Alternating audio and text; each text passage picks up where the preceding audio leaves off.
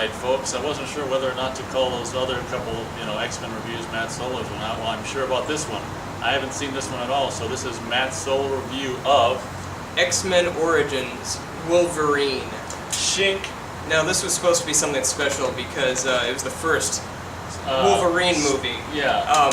Even though but the other three movies starred Wolverine, so it was really X-Men 4 Part 1, or X-Men The Beginning.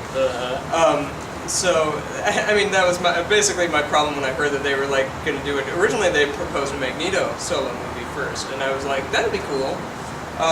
And why do a solo movie about someone we've spent so much time with? It was going to be like his origin. It was X-Men Origins Magneto. I don't know if I've said I haven't seen it. I haven't seen it. Okay.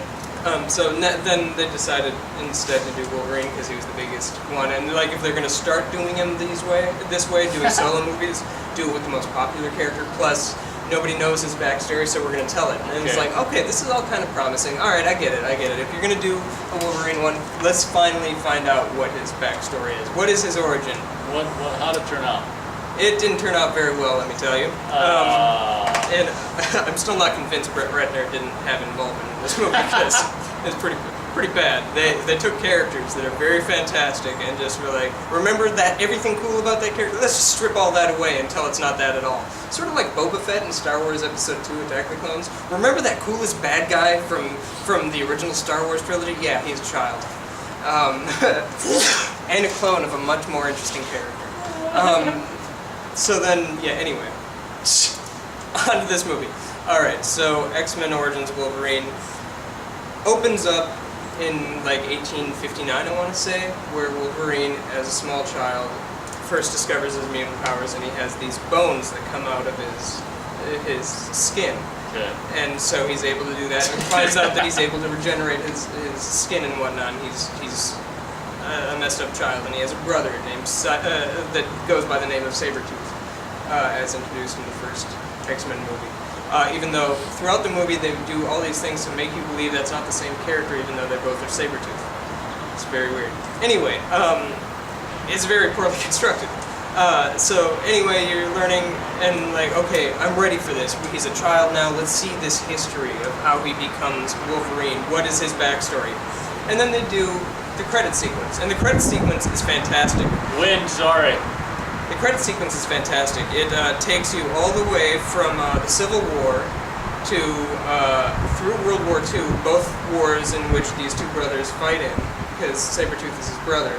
So Wolverine and Sabretooth fight in the Civil War, they fight in World War II, and then they start working for the US government and stuff. All of this is told to you in backstory, in the credits, and then it just jumps to 1979. So we've not seen anything of what his character or his backstory are, and we're just like, what?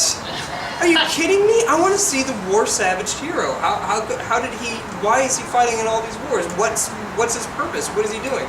And then you find out he's working with this team of politicians and whatnot, and who are going through to execute somebody. I can't even remember why, but one of them is Wolverine, another one is Sabretooth, another one is the Merc with a mouth, who's able to use swords really well, played by Ryan Reynolds and whatnot. And he's fantastic. He's speaking really fast and really fluidly, and he's really irritating as shit, which he's supposed to be because that's the character. He's playing spoiler, Deadpool, who is one of the coolest super villain hero. He's not really a villain, he's not really a hero. He's one of the coolest comic book characters, one of the coolest characters in general ever. And it's like, oh my god, he's amazing, perfect casting, and they got him so down right in that opening scene. Oh.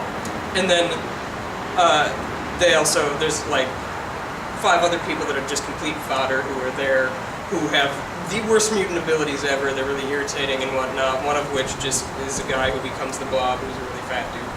Blob. That's his character's name now. And he was introduced, I think, in the 3rd issue of the X-Men comic books, so he's one of the oldest heroes. Or villains, rather. So anyway, you're introduced to these characters, and then Wolverine gets ousted from the group and whatnot, presumably by Sabretooth. It's been a while, I've only seen this twice, back when it came out. And so then he wants nothing to do with Sabretooth, he wants nothing to do with mutant life, he wants to just go and live in Canada on his own. I think it was Canada. and he ends up meeting this beautiful Native American woman who he decides to settle down and create a life with, and you see him as a lumberjack, just cutting wood and living life, and he's a construction worker, and boy, he's good at what he do. And then slowly he has to get pulled back into it because somebody murders her. And you find out that he gets the name the Wolverine from her because it's based after some Native American folklore. Sorry about the wind. That's where. Is that true? I mean, from a comic or is it? Not that I know of. Oh, okay. I haven't read a lot of his origin story comics. I've read one or two, but not many. I don't believe that's where he got it. But then they spend the movie like every other prequel where these are the dots that connect to how he got. Oh, you want to know how he got the jacket that he always wears? This is how he got the jacket he always wears. Will. Yeah, pretty much. And it's like that's where Tom Cruise gets his whole wardrobe and Jack Reacher. Really? That's kind of funny. He's running away and he runs into a farmhouse and I think the old farmhand's like, here, you look like you're cold or something like that, and he's given a jacket. So anyway, I'm gonna fix this. Right on.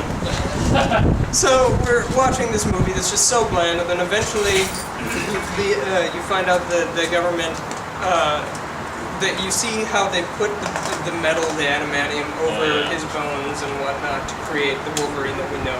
And the CG for the claw effects is so bad, it doesn't look as good as it did in any of the other movies. It's really, truly awful. And then they put in fan favorite Gambit in this movie for 5 minutes, and then he's gone. Even though he's one of the most popular characters and a long-standing X-Men, he's hardly in it. Then, the one thing I will say the movie does is they characterize Cyclops better in this than they do in any of the other movies as a 17-year-old boy who's first discovering his powers and gets kidnapped by the government and whatnot, along with Emma Frost, which later will contradict things. They introduce her character. She was the Diamond Lady from X-Men First Class. They introduce her in this movie as like a 17-year-old, even though it takes place chronologically after First Class. So I guess essentially this movie is just meant to be ignored. And then Xavier's in this movie walking, played by Patrick Stewart, and in a brief cameo. And it's like, pretty much he's like, I'm here, Cyclops. Just follow me. I will lead you to my school.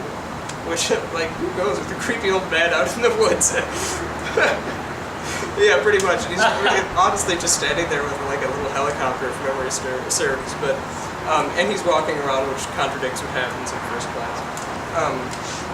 But anyway, they characterize Cyclops better in this and actually showcase his power as being super strong and whatnot, and actually a very vital hero.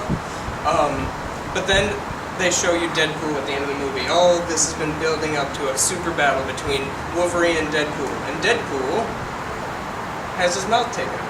The Merc with a mouth, which is his nickname, has no mouth. They've literally stripped him of his mouth. He has just skin. Yeah. So he can't speak. So the dude can't speak.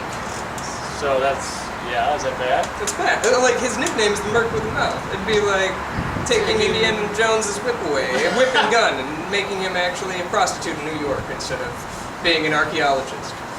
And it's like, what? I couldn't understand that. And then they give him all these powers, including Cyclops' laser vision, that he didn't have in the comic books. Nothing. And I was just like, what the hell? Why do you cast Ryan Reynolds if you don't give him, like, Ryan Reynolds works best when he's speaking and doing his Ryan Reynolds shtick.